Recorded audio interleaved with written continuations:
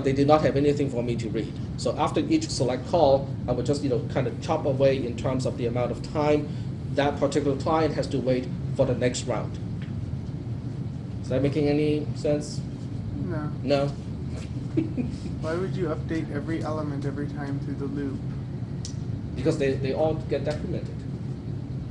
But it's so inefficient. You may as well write to every FD, sorry, I have nothing to tell you every time. Well, if you keep track of the amount of time left, then you have to do it this way. If you keep track of when an event happens, then you can use a queue to keep track of all that stuff. A sorted list. Okay, so here, this is a call, which is also a part of the timer AVI to see whether there's any time left for this particular client. If the timer or the time value, if there's nothing left in terms of the number of seconds left and the number of microseconds left, if there's nothing left, then I will just call this particular function to kill the client. And at this point, kill client will not do any kill because I don't have the PID, to use, to kill. All it does is to close the socket file descriptor, just like before. In other words, the behavior of this program is very similar to socket 3, except it will also time out on read. And that's all. That's the only change, external change that is observable for this program. But inside the logic has completely changed. And I will do the same thing for write. Okay, so if I fail this test, which means I want to write to a particular file descriptor, but it is not ready for me to write to it, then I will do the same thing and decrement the amount of time that is left for the timeout for that particular write operation. And this is bad. This is embarrassing. This really should have been write timeout and not read timeout. I named my member incorrectly. But anyway, it will just reset. Access it wrong. Hmm? Did you name it incorrectly or modify the wrong member? No, I named it incorrectly. This was to emulate the write timeout structure. So anyway, this will reset the timer, and then I will also increment the number of times that it has timed out. If the number of times it has timed out is now greater than or equal to 3, then it will actually go ahead and kill the client as well. So there are now 2 reasons to kill a client. If I cannot write to that client for 30 seconds consecutively, I would time it out.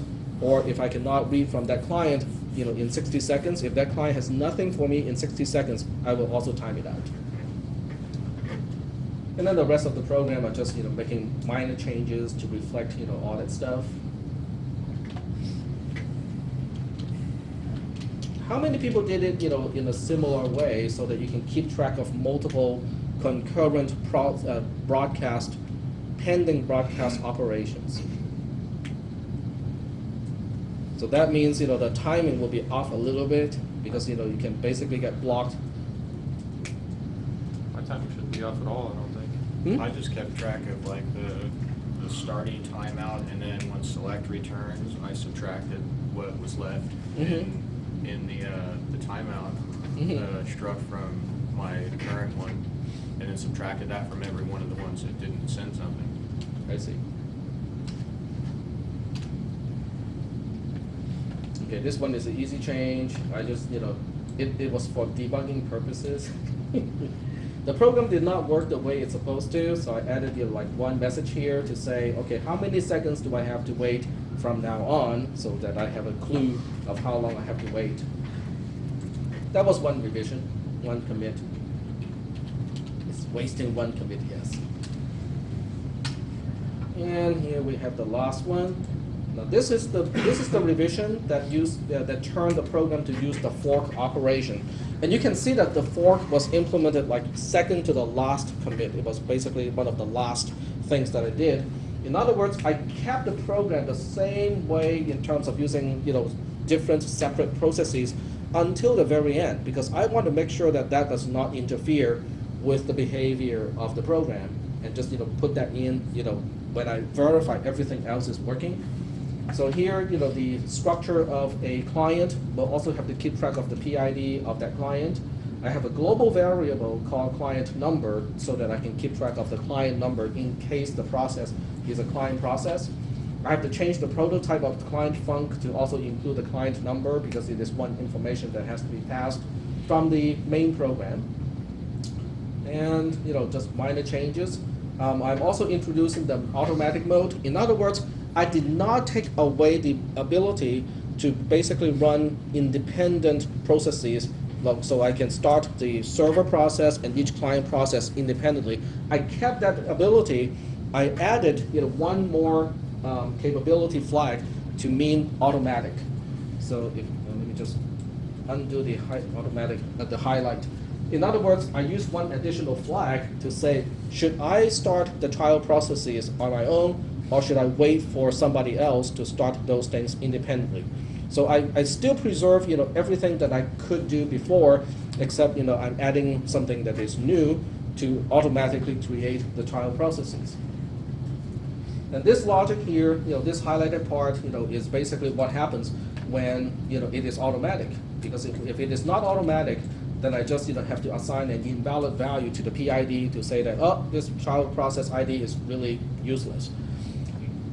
If it is in automatic mode, then I will use a fork operation, and I will look at the child process ID as the return value of fork.